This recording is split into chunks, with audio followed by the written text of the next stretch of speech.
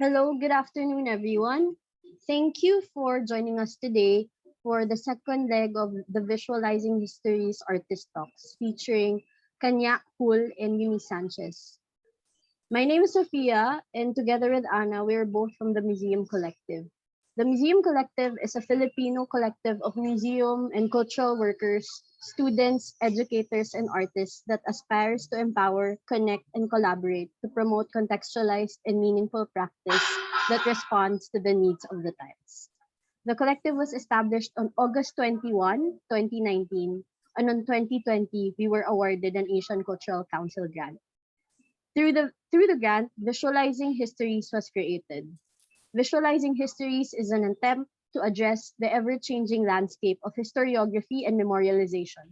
It seeks to explore art production in contemporary art as a vehicle to communicate difficult and unresolved narratives from the past and make sense of it in the current time. Posed with the question, how does regional contemporary art aid in newer forms of historiography and remembering? Three Cambodian artists born after the Khmer Rouge, Sulaimek, Kanha Hul, and Song Sikleng, and three Filipino artists who were born after the martial law dictatorship and EDSA revolution, Jo Tanierla, Eunice Sanchez, and Jel Suarez, together with Lodna Dito and Sasa Art Projects, have shared a space to converse about their backgrounds, their histories, and their own understanding of truths. To create a more intimate space of exchange, each Cambodian and Filipino artist were paired to converse and to explore collaborative approaches in making art. Today, we will be hearing from our second artist pair, Kanha Hul and Eunice Sanchez. Today's session will be moderated by Lodna Dito. Lodna Dito is an artistic and research project based in Manila, Philippines, developed as a homemade culture currently located in Cubao, Quezon City. It uses any possible space as a site for knowledge sharing, inquiry, and discussion. Load na Dito is a local top-up system for cell phone credit where you can load anywhere as long as you can see a sign Load na Dito. Developing it as a model, the initiative makes projects in different locations, building new energies to have load. By organizing and co-organizing a wide range of programs, Load na Dito hopes to critically address the questions of participation and collaboration in relation to the practice of contemporary art. Thank you, Sophia, and good afternoon, everyone. We are Loda Dito. I am Mark Salvatus. Okay. Hello, everyone. This is Mayumi from Lodna Dito and Jerome. And I am Jerome Soriano from Lodna Dito, and I will introduce the first artist to present. Kanha Hul is an artist based in Siem Reap Province and is currently pursuing her English language degree at the PUC University.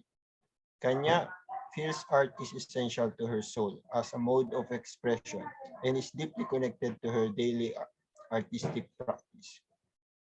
Her multidisciplinary artworks incorporate photography and performance art with painting, paper cutting, and stencil techniques. In 2020, Kanha was the recipient of the Treeline Urban Resort Artist Grant in Phnom Penh and was invited as a teaching artist in the NOMADIX Arts Festival in Siem Reap. In the same year, she also participated in group exhibitions throughout Cambodia as well as Galerie Lee in Paris and Artxchange Gallery in Seattle, USA.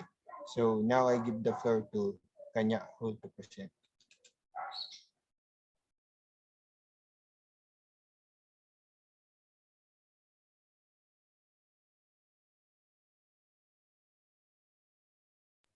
Hi everyone, I come from Cambodia. I live in Siem Reap. In 2017, I had made the first art to express my feeling to my artwork. I had drawn with the black pen. That is my first drawing with black pens. One time, I had just only spoke with my feeling to doing my art, and then I realized who I am become. One day, I had saw a paper of composition from Phnom Penh called Twinkle Projection. I had trying to join composition in 2018. Until 2020, I had graduated in these projects. On that day, I had become an artist after that happening to me in these projects. Just a moment, sorry.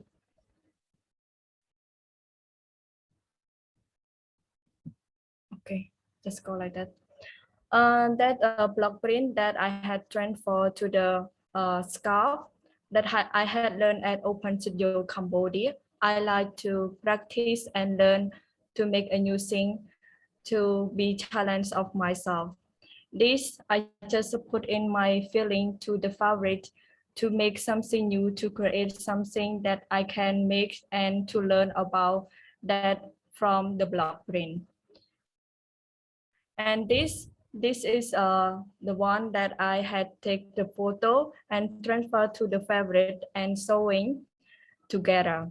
I was doing that to make sure that I realized that I understand my own style to the photo. By doing all that, I had find myself more to develop my artwork. In 2019, I was made the first of series of my art called Afraid to Recognize of Myself. This series telling my own personality and my real life of my feeling and myself that I was afraid and looking down of myself that I could not speak or dare to talk what is in my feeling to all this art. And this red string is I had talked about our culture in Cambodia had locked me in the cannot speak to the audience who I am. And the next is that is my first project that is I had from Treeline in Siem Reap in 2020. I was working with my community in my hometown in Galerie district, women in my village, during which I become inspired in this day's story. I offer a new sarongs to the women in my village to exchange for these old ones. I ask them to sewing sarong together to make big piece of sarong. And they had discourse or sharing by then doing the big sarong at the workshop. That is the hand from the people who joined my exhibition. I would like them to working together to share this feel, showing they feel and issues that they have a problem in the village and start to understand each other. That project is was inspired me a lot. And this artwork that I had made in this piece is talking about responsibility a woman has for her whole families. She is responsible for everything in her life.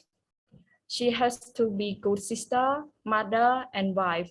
She is always trying to balance herself and her family's needs.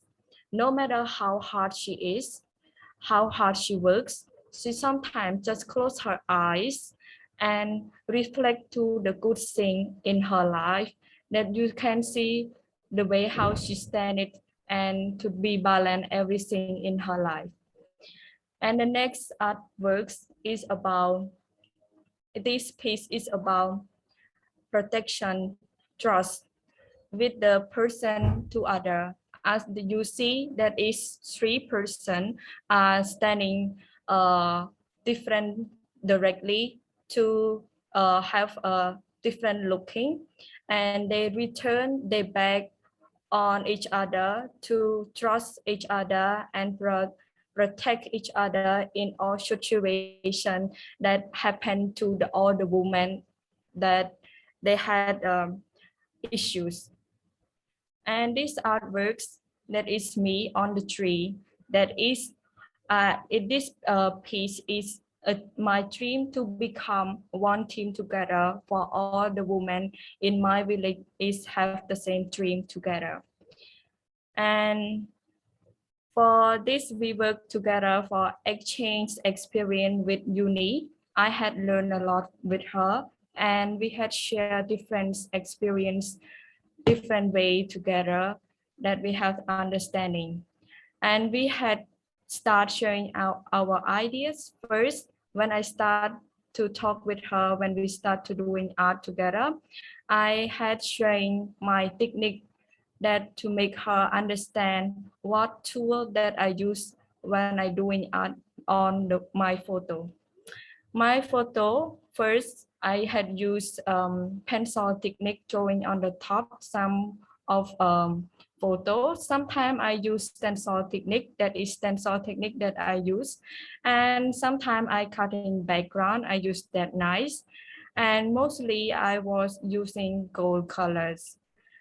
For this experience, why I want to share my technique to my partner, because it a little bit difficult that make her not understanding, because some people just see just only photo. When I explain her my technique, she understand, and she start give me some ideas, or we had shared some technique together. And sometimes we had chat together to share our techniques, and sometimes we share our old artworks to share together to see what we are doing, and sometimes we sharing the old artwork and the new artwork. But I feel some artworks from her, she a little bit the same as my artworks. And when I start to talk with her, first, when we work as a team, I would like to know her very well. I had to talk and ask her about a lot of things. First, our conversation is about life and art. First, I would like to know her more. I must asking her a lot of things, and I share her about my personal thing like my family. I just told her about what I'm doing, when my mom support me or not, and that is our photo with Sophie and Anna. And the next is she's sharing her life experience when she was a child. And also we also sharing a small thing that we love that we was a child, and we just sharing a thing that we love and to see from far. And that is a good experience that we had shared something from far, that we feel like we are not working alone. And also I sharing her foods, my food, and she also sharing her food also. We still keeping in touch together. Every day we just chat just to say hi, to be connected together. And that is my food, that is my food, that is her food, that is her from her chat. We just chatting together when we have lunch or we have dessert. Sometimes we just sharing this to make our conversation is connecting together. But I'm so happy and so surprised because our conversation, when we start talking, one time is just take time like 3 hours or 3.5 hours. When I start talking with her or sharing our experience and personal thing, for me, I feel so happy after talk with her, because sometimes I feel she is the same feeling as me. I know that it's hard that we work from far, from Cambodia to Philippines, but we still feel in touch and work very well from each other. And what we had learned from each other, she had learned from our language, Khmer language, about Sanskrit, that is my name. She was interesting about my name, sound like that she was research. I was so surprised because she had learned many things from Cambodia. And I also share her about my culture, that I just tell her, like we say, to be friendly with the people we don't know or we know, just to say hi, In Khmer, we call Siem Reap Su. We have different to say hi to the friends and teacher and family and the monk. And we had learned different things together, like culture in the Philippines also.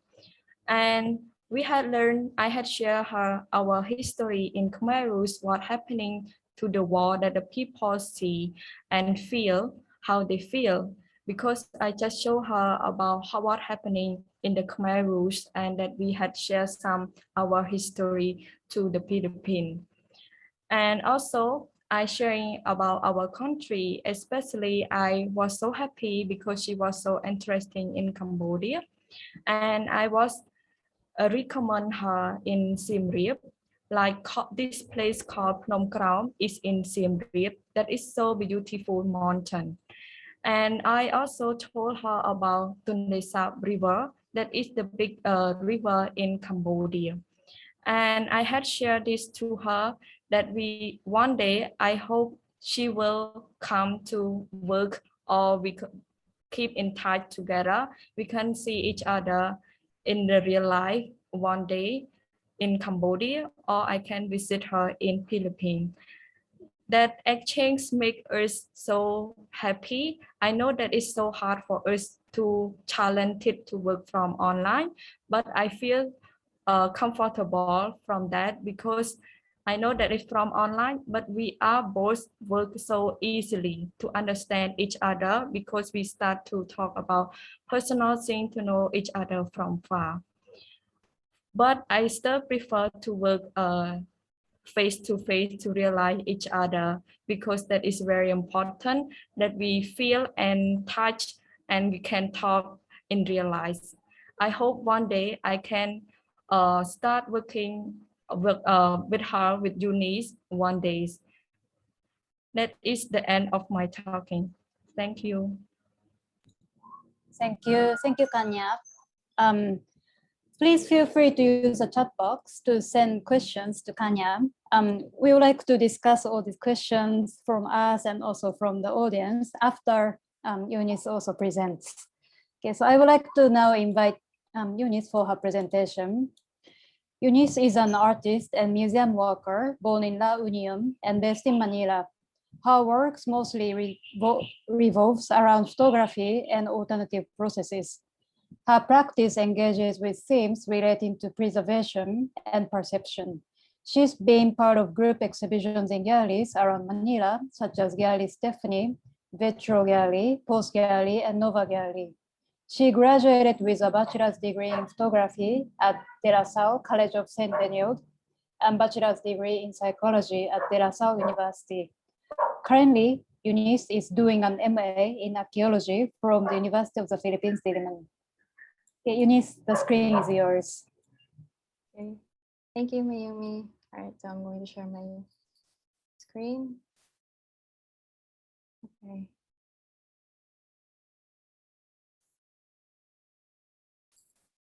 Okay, so all right, good afternoon, everyone. All right, am I loud and clear? Okay, so Yes, very clear. okay, so as of this moment, I'm here in Metro Manila, and I've been living here for more than a decade. Although I was like what it was mentioned a while ago, I was born and raised in Bawang, La Union. I spent 16 years of my life there, but eventually I had to move here because of college. Okay, so I think the dream, the yearning of becoming an artist, it really started here. I joined this publication when I was in college in my freshman year. It's called Malate Literary Folio. It's the official visual and literary publication of De La Salle University. So it publishes folios each term for every academic year. So it contains art, photos, there's poetry, and there's also prose. And one of the best things about this publication is that I met my longtime friends here. I met a lot of talented people, not just in art and photography. I met emerging writers. So I got exposure. There's music, movies, to the idea of gallery hopping. Most of us had degrees that weren't really related to our craft. Most comply with what our parents wanted. So, but we love learning. We love creating. So in this photo, it's one of those events. Together, we bring food and drinks that we could share. Anyone can go up and share anything they like. An artwork, a portion from an essay, poetry. Sometimes there are musical performances. Thinking about the future and how I'm going to be, it didn't make sense so much back then. But being in Malate made sense. Being there meant I myself, it was the only space where I wasn't afraid to be me. And the camera then gave me so much control. I enjoyed documenting. I suppose this also has something to do with me being a sentimental person. Okay, so from digital photography, I shifted to photo transfers using acrylic emulsion. I wanted something physical, something I could hold, something I could bring and share around with people. So I got inclined to transferring photos on different surfaces like wood, chopping board even, glass, and different kinds of paper. I learned this in one workshop conducted in Malate. So after graduating La Salle, I pushed for Benilde, thinking it'd be best to pursue photography through formal education. So photo on the left is from the workshop we attended in Pampanga, facilitated by IPA Philippines. We work with the ITA community there. On the other side, that's Mark Rice's book launch in Ateneo. It's his book, Dean Worcester's Fantasy Islands. I think Ateneo Press had to, they redesigned the cover of that book. For those who are unfamiliar, the book is about the considerable influences of Dean Worcester's images of the Philippines on US imperial policy in the early 20th century. So while studying, I also took the chance on freelance work, mostly events. This is where I learned that I like the nature of documentary work.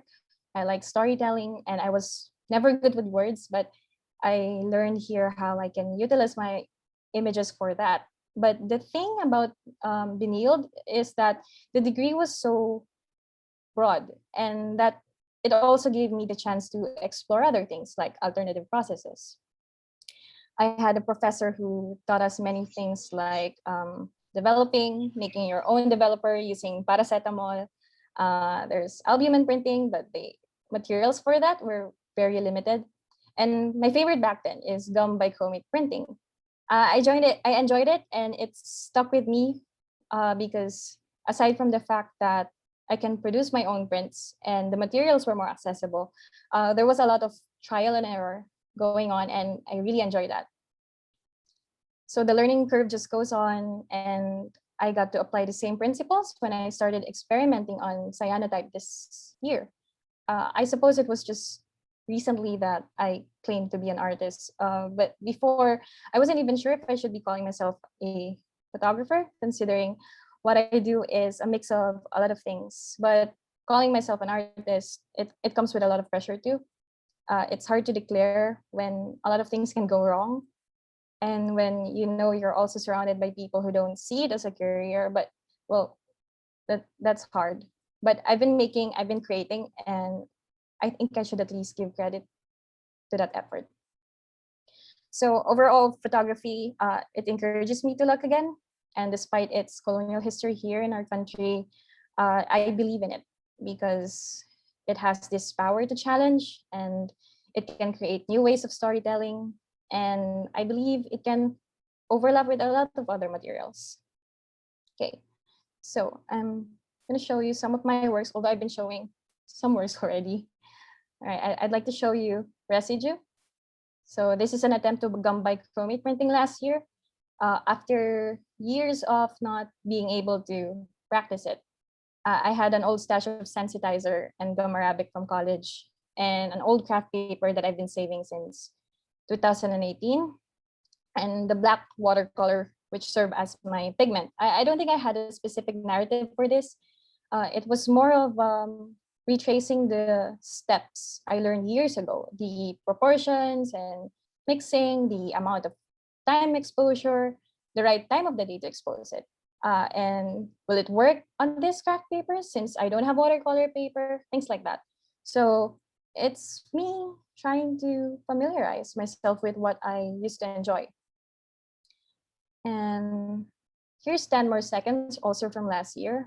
This was influenced by the pandemic when it was still new to us.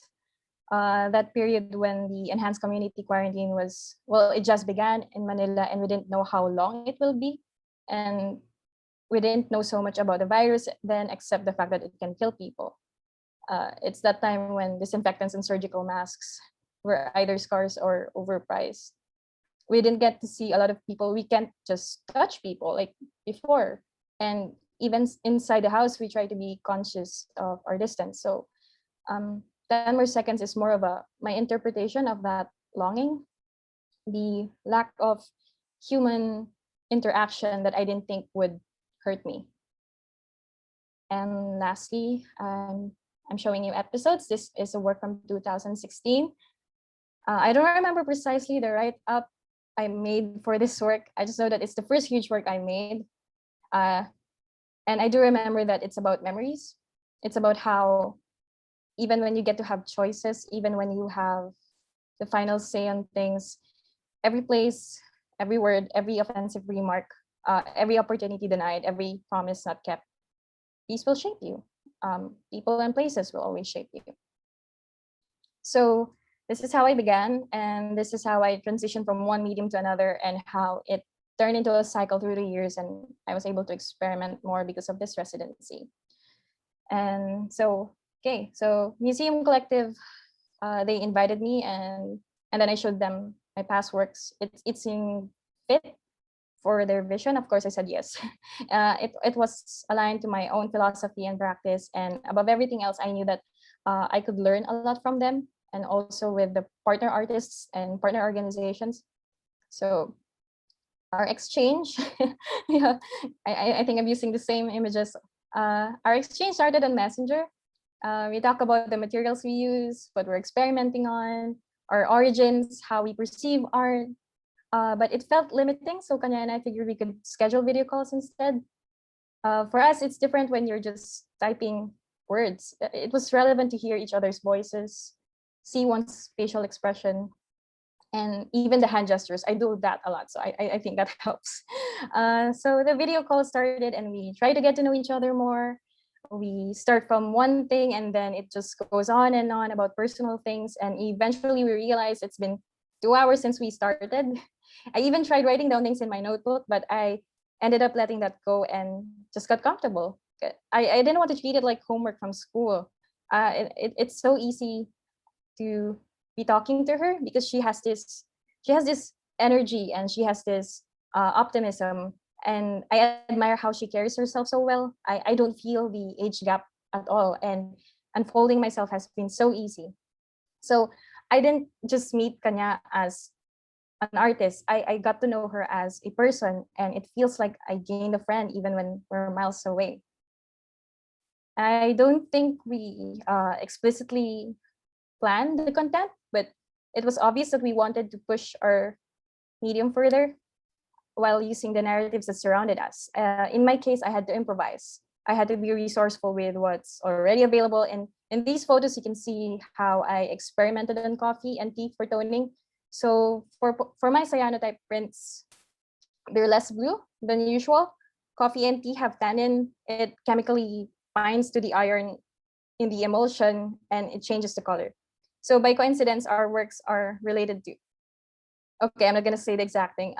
Let's just say it's about identity and history, and in a way, it's also archival. And there were a lot of things that happened by chance on this program. It just so happened that we were different, but had so many things alike. And we're also surprised by this. Like on the day I was almost done, I uploaded mine. She sent me a photo just right after I uploaded, and I saw her work. We kind of used the same medium without discussing or planning. And it was weird, but also thrilling to see how we were kind of the same, but our style or the identity as artists was apparent. And I think that is so rare to find someone you can resonate with without having to explain so much. Photo on the left is that day I'm referring to. And on the right, that's Kanha and Museum Collective while I joined them for dinner. And for someone like me who likes to be in control, one of the many things I learned from Kanha is to let that go and trust what I'm feeling.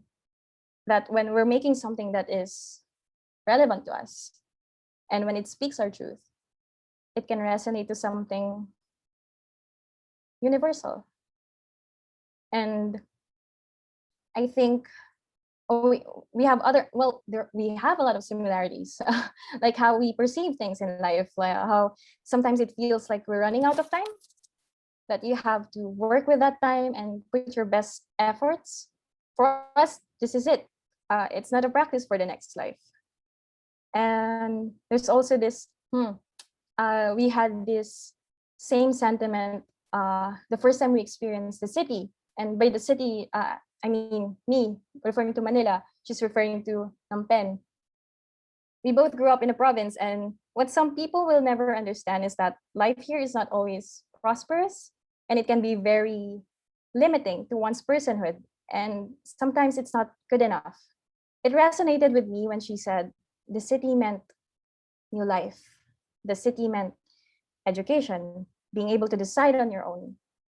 The city meant always moving. It meant having to work, but working also entailed learning by doing. I've met a lot of people who want to run away and live in the province, but me, I like the city. Kanha also likes the city. Right, so I'll end it here. Thank you so much for your time and for listening. Maraming salamat sa inyong oras at sa pakikinig. I can see all your friends here and even batchmates from UP Archaeological Studies program. I'm really grateful for your support. So, okay. Thank you, Eunice and Kanha. And it's very nice to hear your practice, and also it's really interesting that you said about the countryside, because I also came from the countryside and now I'm in the city. So we can discuss a lot of that thing, how we perceive these two landscapes that is maybe contradicting, but also it's maybe can be an inspiration.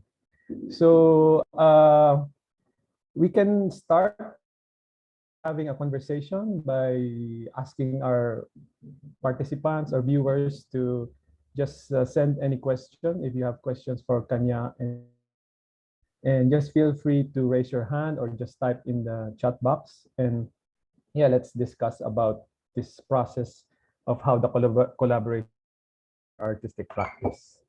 But maybe for the start, I can ask a question if no one wants to ask question first. So I think as you presented your practice, there are few intersecting points about how you work as an one is using photo-based or photography, and you also talk about storytelling.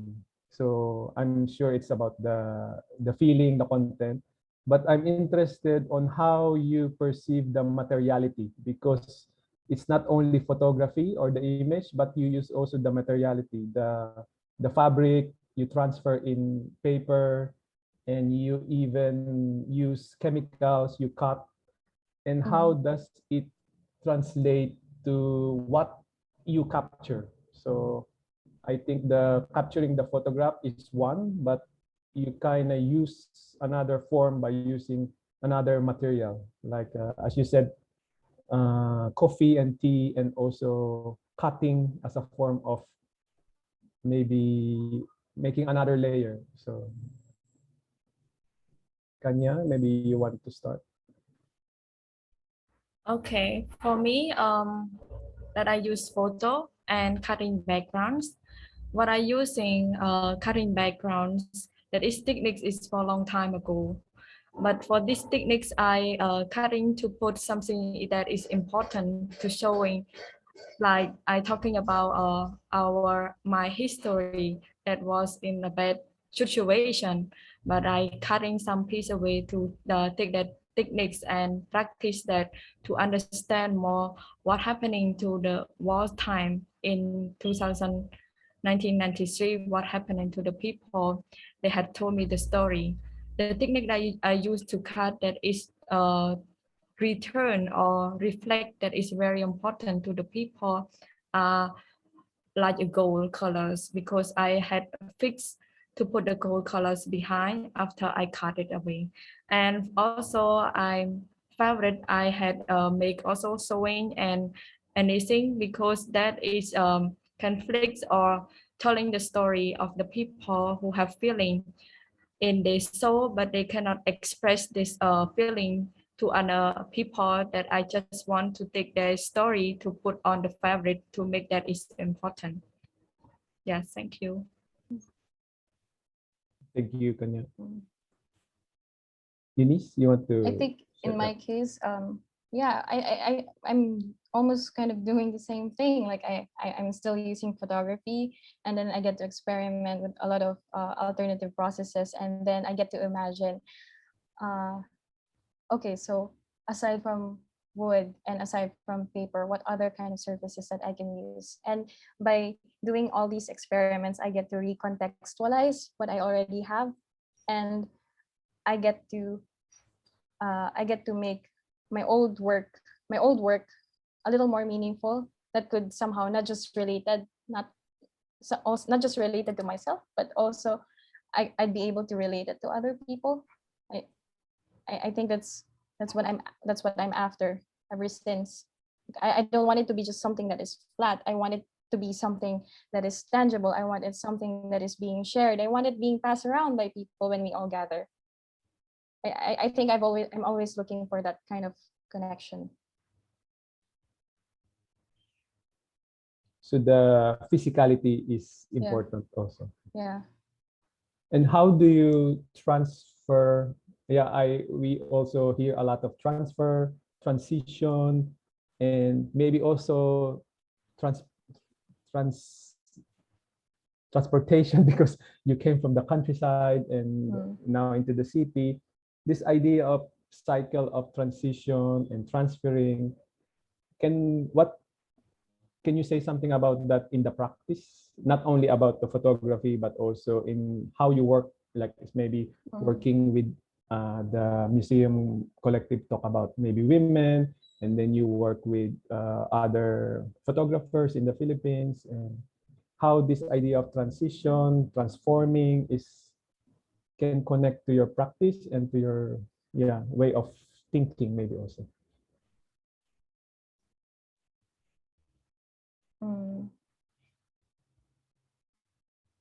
I think we have our own stories, and with these transitions, well, they're not special mentions in books. They're not part of the national narrative, but being able to create using all this medium, we get to tell our own truth, and then I get to learn that whatever I'm creating,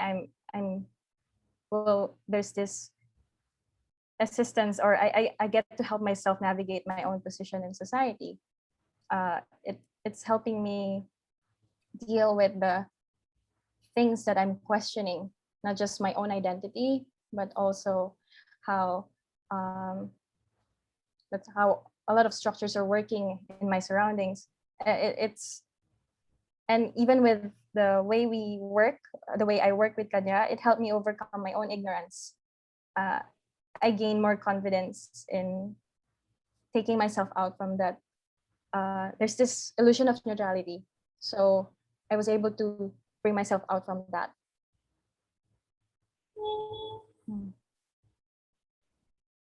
Thank you. Kanya, you want to add?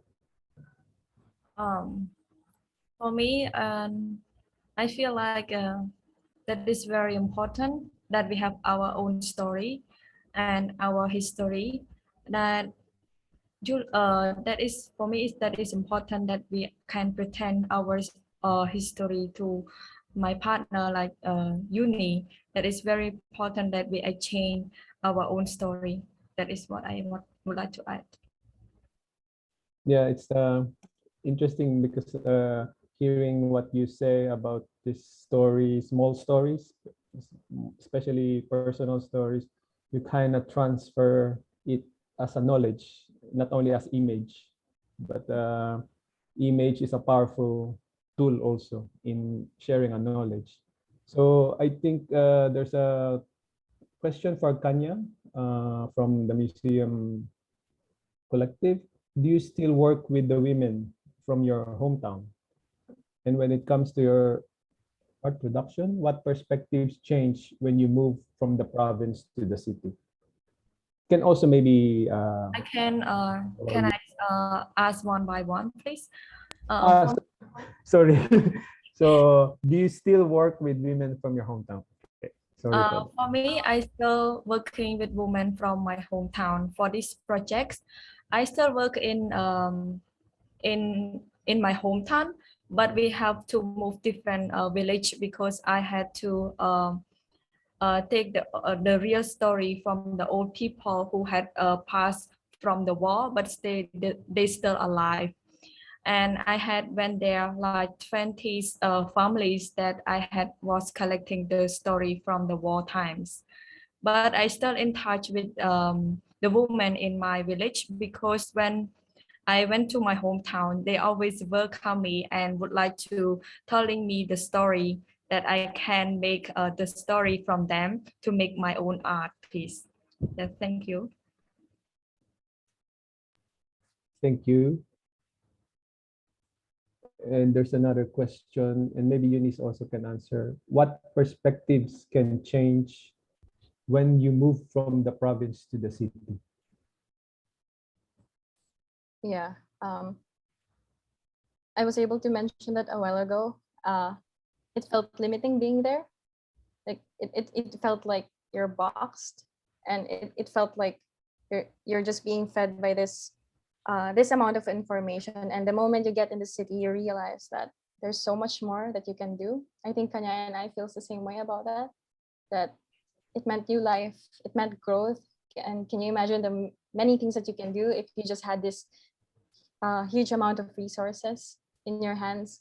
I think that's one of the many perspectives that that change in me when I moved from province to from La Union to Manila.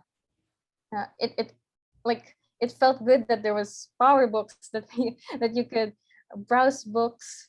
It felt good that there's such thing as gallery hopping here, and you get to you get to show up and you get to meet people. You get to learn from their perspectives. Those are just one of the many things that, well, in my case, in our case, we didn't get to experience that in the province.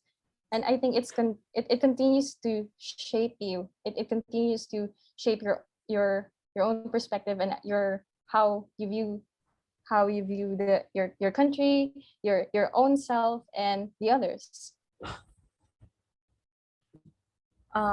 For me, this question, I just would like to talk a little bit about my personal life. When I was in my hometown, a little bit far away from the city, I was 10 years old, but I so strong that I was moving out that hometown because I didn't get education. I could not write Khmer, I could not read, I could not go to school because the school is so far away. But that time I was decided to move to the city because I would like to get education and learn a lot of things in the city. And at that time I was 10 years old. I had lived in the orphanage for like 2 years and a half. I had got a lot of experience during that time. That in the city for me that is very changed my mind a lot because that I just a small kid and then I just moved out to the village to the city that make me very strong and would like to learn a lot of things in the city and realize who I am. That's why that I am an artist right now. Can I also add more? Okay. Sure. So I mentioned a while ago about reconciliation with your own truth, with who you are, and you learn that from creating. You learn well. We both learned that in the city. I gain, like I also mentioned a while ago, how I gain more confidence in taking yourself out from that neutrality. So I realized that as much as I wanted to create for myself, I also wanted to create for other people. And so I will use my privilege and I will take advantage of that platform that is given to me. And that's like, for example, that's how I decided to join Tambisan sa Sining. Just for context, Tambisan sa Sining, it's a nonprofit organization, and one of its goals, national solidarity with workers, cultural and people's organizations through popular people's arts and literature, and regarding common issues of concern advocacies. And I haven't met everyone in person yet, but I've been helping out, and I am also learning a lot from them by just going through our thread. And that's a huge win. I'm not so sure if I'd be able to do that if I were in the province. And I see it as a huge win, and it's better than doing that. I think my point is, as artists, being having that kind of privilege, if you could just learn to think of others and find a way of the be part of the canon or be part of the national narrative. If we can break the silence together and be the voice of the powerless, then that must be so nice. That must be a better world to live in. And after all, we all come from the life of others. It's just right to make sure their fight's worth it. That's all. Okay. Great, thank you. And we actually have a question from Ju. And I think this question relates to what Eunice just mentioned. Okay, but I will read the question. So for both of the speakers, aside from having the intent on working towards a message for your own topics or interests when creating, what inspires you to push yourself in continuing to create art as a person? Also, what can you say about the idea of creating art for the society or a specific topic in general versus creating art just for yourself to appreciate? Okay. So I think the second question relates to, exactly what Eunice mentioned. So maybe we can hear from Kanha. And also after that, maybe Eunice can also tell us what inspires you to continue. Okay. For me, inspiring me to push myself to continue to create art as a person. The most what is important inspiring me when I work with the community, work with the people, that I really not just only work my own story or my own research. It just I research from the story from the real person who can share me, that I can continue doing art, never stop. That one process is I'm making a sarong.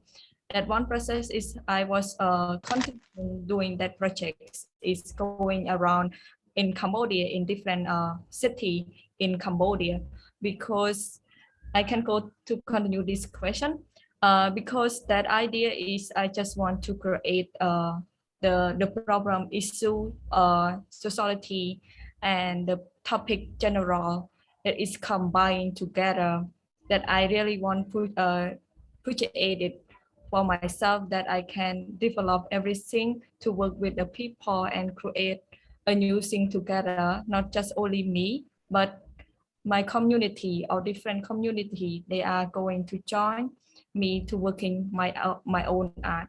And my art, I feel that I just would like to invite many people who had different problem or had a different own ideas or history, that they told me that I would like to make that art, to make that happen, that they are seeing me just an artist that bringing the story to the audience or to international country, that they see what is about Cambodia and the people issues that like that. Thank you, Kanha. Eunice? I think what keeps me inspired is the fact that that this is it, that this could be the last life. This is it. This is just one life that we have. So you put your best efforts already, and you just keep giving everything. another thing that inspires me is the fact that you get to use the platform that you have, and then you can maximize that by reaching out to the voice to the people who are powerless, to people who have no voice. And if I have this idea that maybe, just maybe, you could make it a little easier for the next generation, whatever that you're going through, whatever this nation is going through. Like, if there's just a way that we can make it easier for them, that they don't have to go through whatever we're going through right now, then that keeps me going. And I would like to add some more. Inspiring me that I had told Uni about learning by doing. That is very important. That words was inspiring me to push me to continue all my work, not just only art, but everything that is going on, because I had different experience that I was bullying from people, and I had so upset about my life. But because of that words, I inspire a lot of myself a lot to be who I am right now because of that word. And inspiring is a lot of meaning that I could not explain or express a lot of things. But the most important thing that when you realize that you who you are, I think everything will be inspire you to the end of your life. Thank you. Yeah. Great, thank you. I also had one question, if I may ask. Yes. So speaking of inspiration, I mean, Kanya just mentioned about inspiration and life, but you know, like this COVID situation, we are put into Zoom, this space, right? And I think all of us are feeling a bit fatigued, you know, getting a bit sick of communicating through Zoom. But I wonder what inspired both of you to stay in communication with each other despite this, you know, Zoom fatigue. I think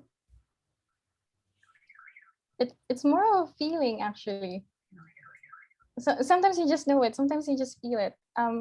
Since the residency is online, I remember we had to deal with time flexibility and communication, but I see those as good challenges, actually. It felt like we cared genuinely for our final output. And so when there were things that had to be discussed, we made sure that there were good options. And such options shouldn't just be easy for me. It should also be easy for her. You have to think about how it's going to benefit everybody. Like, for example, whenever we set schedules for video calls, I have to think about how our daily lives go. There are important things to consider, like how the residency is not the only thing that's going on in our lives. There's the pandemic. We work on weekdays. We have families to tend to. We have personal time that is also important. So when plotting schedules, we needed to meet halfway in such a way that when we face each other in the camera, it wouldn't feel so heavy. Like it wouldn't feel like we're running out of time and like we have to finish the conversation already.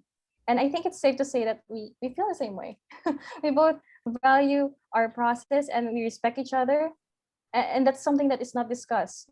That was something that was just felt. And yeah, so there were challenges here, but I guess in our case, it was manageable. Yeah.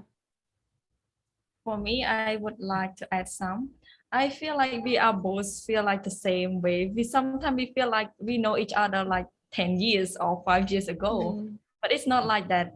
What that I start to talk with her on chat is I feel not feel like comfortable. It's not, we cannot share a lot of things, cannot talk.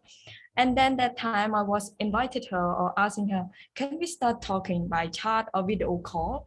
That I just want to see her face to face. That is, that we can feel what she feel also. And then when we start talking, that the first day, she feel a little bit shy, but I feel comfortable with her. And then when she start talking, and then we start talking nonstop.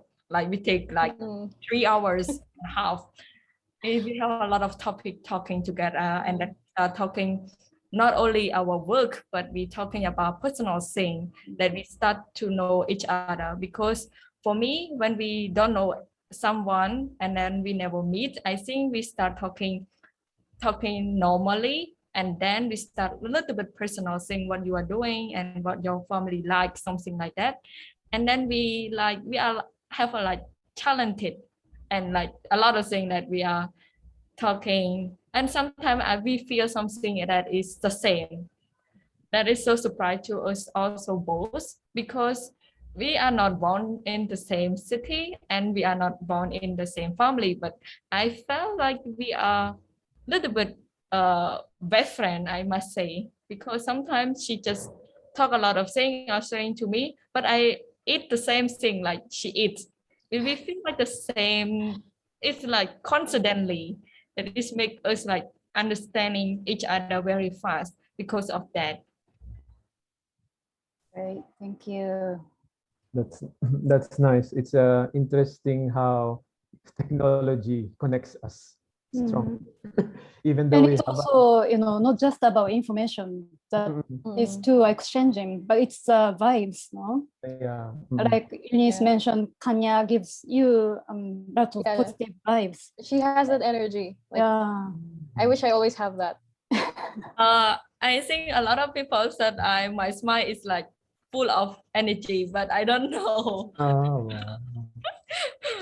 I want to also ask about your notion of community, and because both of you work a lot with groups of people, like with artist initiatives like the Tambisan, and not only artists but in different disciplines, right? And activists, but also you work with Kanya work with women, but also in different generations. Not only you talk about mothers and even young kids. So how do you define a community in the context of your art making and practice? For me, first that is coming that topic and that project is coming from my mom. First, she didn't support me doing art. Because she didn't understand me. But when the Treeline come, that project is coming, and then I was talking with her, discuss with her, and how can I work with this community in my village. And then she got an idea and sharing with me. Or the topic is from my mom because she had told me how to do it. And now this project is also from my mom. She invited people she knows first, and then I start to learning from my mom how to work with my community and with people, how to connect it to get the experience or the story to work with.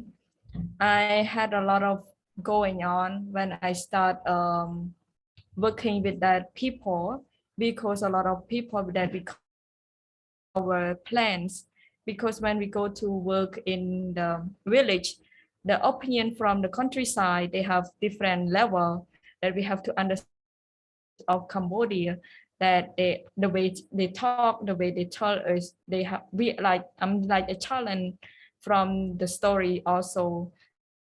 Is I had to learn a lot from the people that they teaching me a lot, not just only my mom, but the story, the old story come from the people.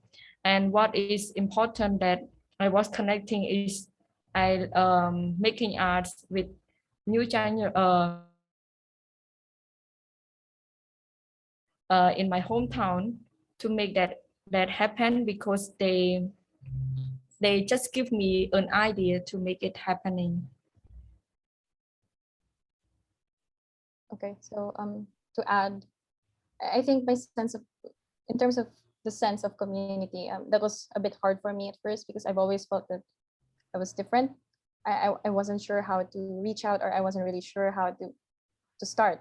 But I think it all goes back to it all goes back to the self first, and it goes back to understanding your own identity, and then understanding your own history, even your family and your origins, and then you do that to others, and then you realize that there are so many things that are way bigger than you, and then you reassess the kind of privilege that you have, and when you can, you pay it forward.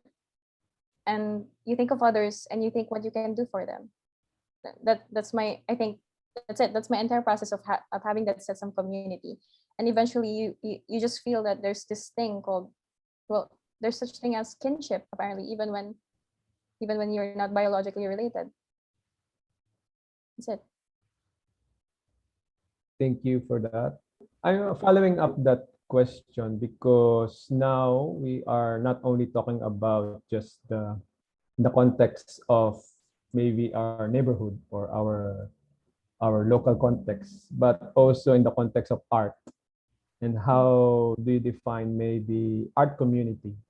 Because it's totally different in different contexts. Maybe, yeah, for example, there's a different community, art community in my province.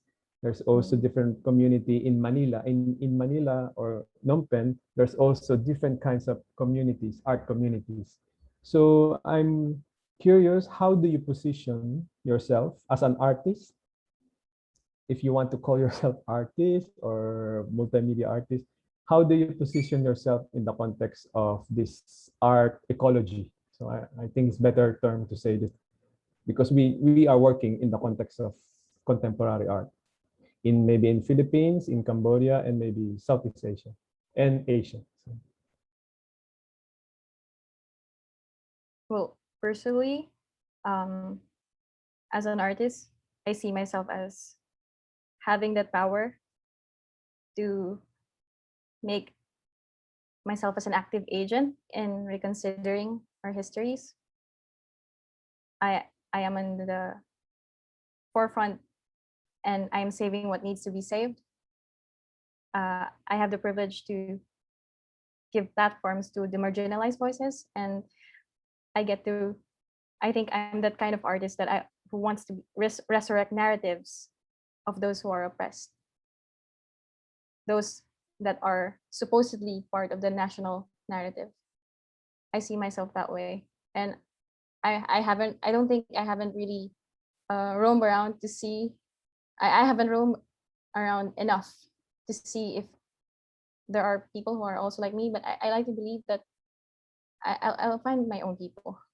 I believe that we have that here in the Philippines, and we have that in other countries.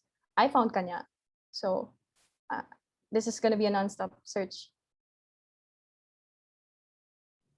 Nice. How about Kanha? You want to add on? For me, I feel the same like Uni. For me, like me as Cambodia, I just would like to save something as an artist, like our history that who had lost long time ago. That I would like to save something that is very important that some new generation didn't know or didn't find, like what I'm doing right now. Research because of these projects is saving a lot of things that new people didn't know and didn't understand why I'm doing that, why I save that just a small paper, because I think that it will be lost for a long time when I'm just an artist and just close my eyes and didn't save everything, who had lost our history or everything like issues, people issues. When I'm not doing that, who will doing that? That is make me inspire, make me like I have to do that. And our culture had lost everything, like the neighborhoods or that we cannot talk about it, that I must say, and I must writing note or make a books about it to show the people why that artists will make that it's happen, why they will save that, why they have to research about that, because we work for our country, our family, everything is from us. As an artist, we have to like I can say we have to save everything that is left, that make it happening, and save something left and make it happen and make it important to the people. They just not just only see and just think that it's just normal, just make people think that it's important to them and to the country and to the family too. Thank you, Kanya Jerome and Eunice. is raising his Jerome, hand. Jerome. So for me, I get the feeling that both of your body of works are quite gentle in handling difficult situations. Like this exhibition is handling the difficult history of both Philippines and Cambodia. So for me, my question is like, how do you care for yourself? How do you recover after exhaustion? Because it must be like some even traumatizing reading about these histories that are quite dark, very dark.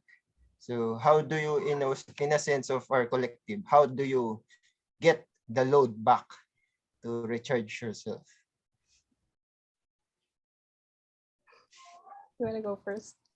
Okay, I can go first. Thank you for your question. For me, what is I getting back?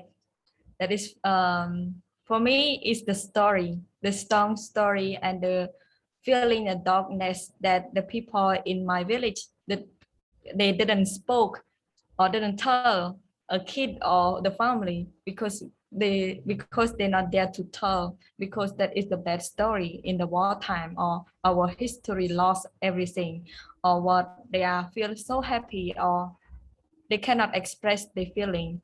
And mostly old people in Cambodia, they did not to share bad thing to the child, because they will make them sad and upset. But for me, why I make that project, because I just want go there to protect them heart or their soul, to express their feeling to me as an artist, to collect their story, to make the art, and to pretend them to like our heroes. I know that they are just simple person, but for me, they are just my hero, because they had passed a war, and then they had passed a lot of bad thing in his her memory in the history, that make me remember that story until now, that I would like to continue these projects. I know that this project I had make a 4 piece, but finish that I will continue to make that a series, because that project is very important, and I would like to research more in different village, different city in Cambodia also. In my case, I mean, personally, I don't find it, well, at some point there were heavy parts during the program. Like I do remember reading The Lost Executioner. This was the time that I'm trying to learn Kanya's history, and it got really heavy. And at some point, I had to read other books just so I could forget that heaviness, that darkness. And but I think what kept me going is the fact that after this program, I can be a new person. I think I get to recover from the idea that after this program, I'm not as ignorant as before, and it keeps me going, knowing that I know more. I prefer having that burden. I prefer having that darkness. I prefer feeling heavy instead of being ignorant. So I don't think I had to recover, or I had to recharge after everything. The fact that I'm learning new things, that keeps me going. And one thing that I would like to talk, when I'm going to do that projects, I really realize that I really understand the people, the old people showing their feelings in the wartime. When I was listening to them, I was so heavy, and I feel so darkness, feeling what they imagine when they telling their own story, what happening to their families and our history. That really make me challenge that I really want to make that happening, to tell Cambodia or new generation to understand their feelings, and to listen and or dare to ask the grandmother or the old people. They have experience or different experience that they can learn with the old people. That Yeah. I think I know how you recharge. It's by sticky rice and mango. Just joking. Yes. In some ways, No, yes. I just want to maybe follow up on that because like the Jerome asked about how do you recharge, or and then Eunice says maybe no need to recharge. It's just feel it maybe, or absorb it. But how do you see the way to do it publicly, like in the concept of exhibition making? Because this project is not only the process of talking or collaboration, but also exhibition, which will be shown in public with other people. So how do you see exhibition, or maybe other ways for you to show these feelings that you got from to go public in a way? Or do you think exhibition is enough, or maybe there's another way? So I'm curious as artist, or making that work or form from this conversation, collaboration, research. Yeah. Okay, I can go for this question. For me, for this exhibition, I feel not enough our own story, our art story. But that is the good point also, that we can develop our work and the artists, other artists also, to feel and to see what happening and what they see in the exhibition. For me, one point is I still keep working with like a workshop to different school or to different village, to keep showing my art to the public in different ways, like workshop or different village, to show the my own research and the story what I had find in my village. That is my case. Thank you. Well, personally, in my case, I think it's not enough that it ends there when we have exhibited already all the works. I'm looking at the possibility of publishing. I think that's one good way of being able to voice out, be noisy with your own vision, and be open again to collaborating, not just with publishers, but also with other artists. And it'd be really good to communicate with other artists and look for feedback, because not just because it's exhibited, that's the final output. Maybe there's another way of improving it when it's published, assuming it gets published. Another way of extending that is looking for communities and looking for organizations that somehow speak the same philosophy that you have. Like what I did, I joined Tampisan because somehow it helps me, aside from being able to navigate what I really want to do for the people, being able to join the education research committee, maybe I'd be able to teach. It wouldn't just be about the story anymore. With being able to join Tambisan, I'd be able to teach them the technique that I know. And from that, maybe you can extend from one person to another what you know, what you learn from this. And then maybe, just maybe, they would also be encouraged to join residencies in the future. So can you imagine being able to form communities like that, being able to share the same vision, being able to share the same output, being able to share your own history? I think that would be really nice. Thank you, Eunice. And I think in line of that, I want to ask Museum Collective about this. It's connected now to the exhibition and part of all of this research project. So I'm interested because how would you end this project or continue this project? Because I think as Eunice and Kanya, it's not enough to end this in November or December. Yeah. It's like, and how do you navigate this Yeah. series of maybe? Kanya and I were just talking about last night how the possibility of facilitating other exhibitions in the future, maybe a possible collaboration again in the future, a year or two from now. I also see the possibility of applying for grants, I suppose, for other grants that are available, whatever's available in right now. Yeah, how about you, Kanya? I feel like you also, but right now for me, I feel like that is not enough because I work with photo.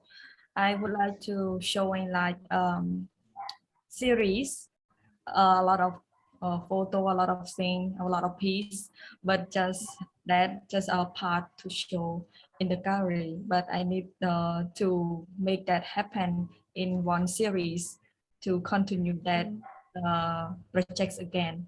And one thing that what I'm doing right now, I have one project that I was learning program. I had sharing my own ideas like this project to that people we are in Cambodia in Siem Reap. We call that is like organization also. We call impact in Siem Reap. I was asked them to work to sharing this story to that place, what I'm research about our history, why I'm doing that. I just would like to have my own workshop to share new generation there. That I had a good news from that also. Hi, Jerome.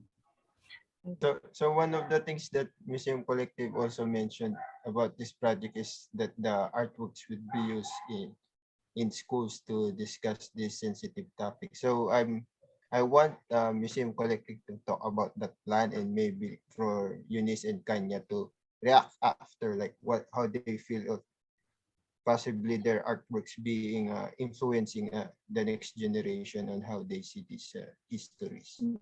Go on.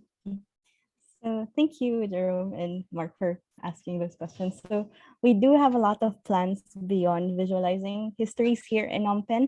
So, but while we are here, we are working with other organizations like Teach for Cambodia, Tol Slang and Bopana, and we are in the process of having teacher training programs for them to use resources from museums and galleries like SASA, and how they can incorporate it and use it in the classroom. So that's the first step. And that's supposed to be like a legacy project under Teach for Cambodia. So hopefully from us, the teachers assigned to work with us will bring it with them all throughout their career, teaching. So that's the one thing we're doing right now. And then for the future, for visualizing histories, we plan to continue this project. Like, the more we stay here in Cambodia, the more questions we also have that we still haven't answered. So it's still an ongoing process. Like, one thing we've learned is that from everyone that we're collaborating with is to be also comfortable with not knowing everything. And we accept that now. And we know that there's so much more to learn and so much more people to talk to. So this project definitely will not just end here in Phnom Penh. And of course, we also want to keep a close relationship with everyone we worked with, especially the artists from Cambodia. So that's it basically. And yes, for sure, there will be a catalog after this, and we plan to continue our research and put out a publication for how to memorialize using contemporary art.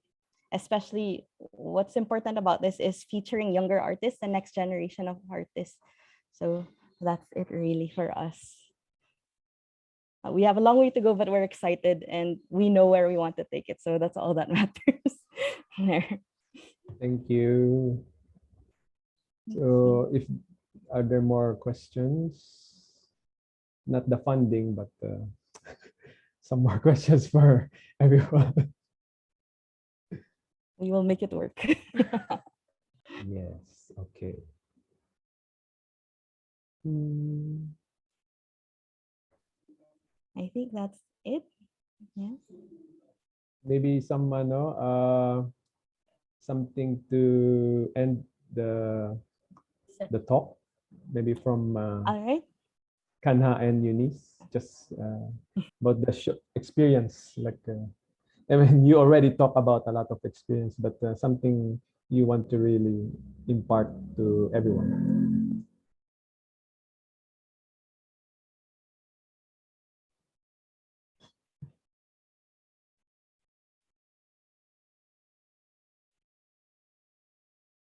Maybe, hello, something that you kind of personal that you kind of see in Kanya or you see in Eunice, not about art, huh? Something intimate, something like funny. So it's more, more fun to end this conversation. I have one. I remember talking. I remember we were talking about skin. Like there was a point that we were counting moles, and I remember I told her about how I've always wanted to be white because I used to be so dark when I was a kid. Literally, Ilocanong, like really dark Ilocano. I was that kind of Ilocano when I was a kid. La Yeah, Union. La Union. Yeah, like I didn't even live by the beach. The closest would be the farm, but I look really dark. Meanwhile, Kanya always wanted to look brown. Like I guess that's one thing that we have. Well, something that we don't have in common. Yeah. For me, a lot of things so funny with us. We like I talking about my face. It's like they call me like baby face and baby finger.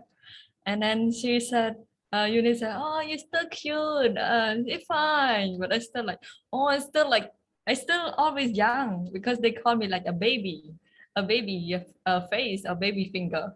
That is we was like talking like friends, and we feel like we can talk and different funny thing together. And she was like saying, oh, I would like to get white. I said, no, I would like to get brown. Something like that. Yeah, I've been telling her that she really has good skin. Yeah, I envy her. and and also like I had sharing thing with her like I really love food but it's so spicy, and then she said no, I don't like so spicy. When I eat so spicy, it's her eyes like Yeah, I cry a lot. crying. And I said, oh my god, I eat so a lot of spicy. And yeah, for us we feel like mostly we feel like friends. We not I don't talk about artists. Like we've known each other for the longest time. I feel like we are knowing each other like 10 years or 5 years ago. Yeah. Maybe you are friends in the past time or in the past life. Yeah, I think so. I think so. But that's also quite contradicting with how we see things as if this is the first and last already. But then it feels like there have been past lives.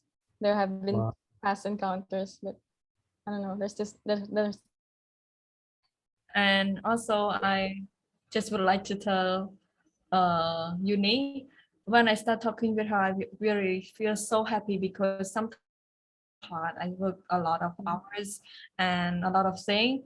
And then when we start meeting each other, we talk a lot of funny things, not work, but different things, different ways. We have so funny talking. When we start talking, we have a lot of fun.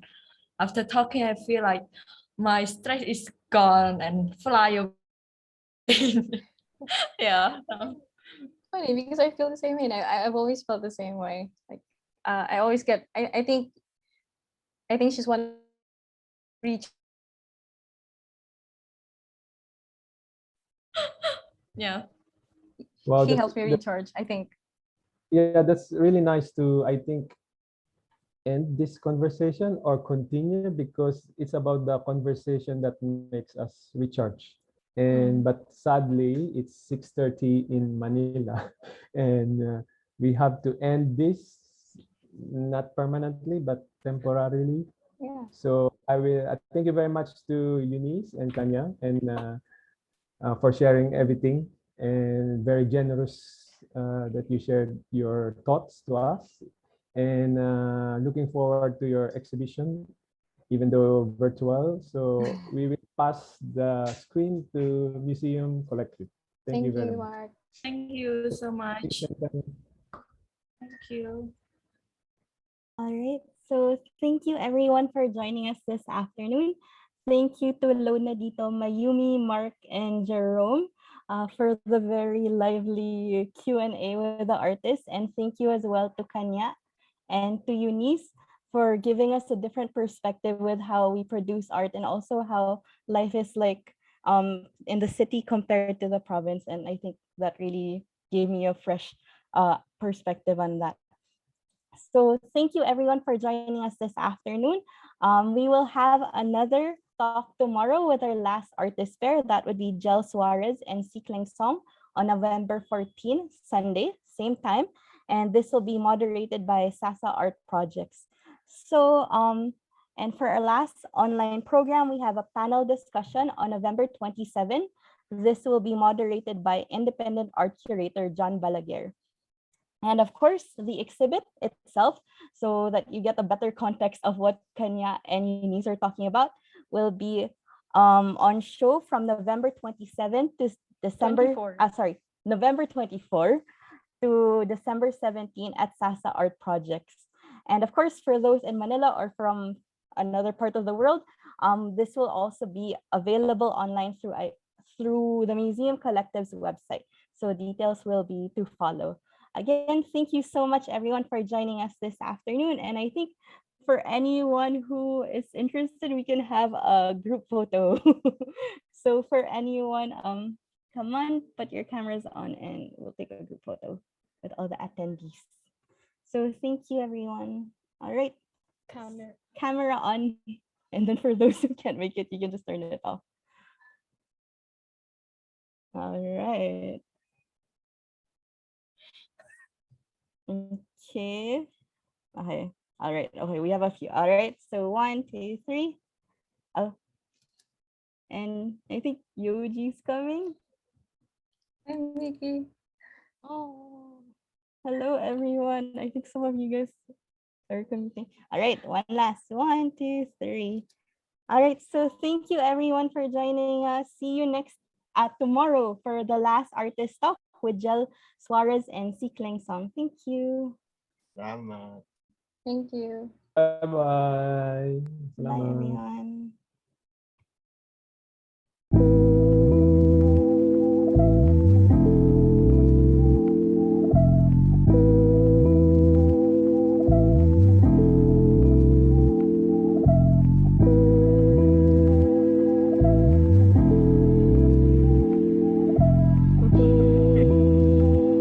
We're just laughing.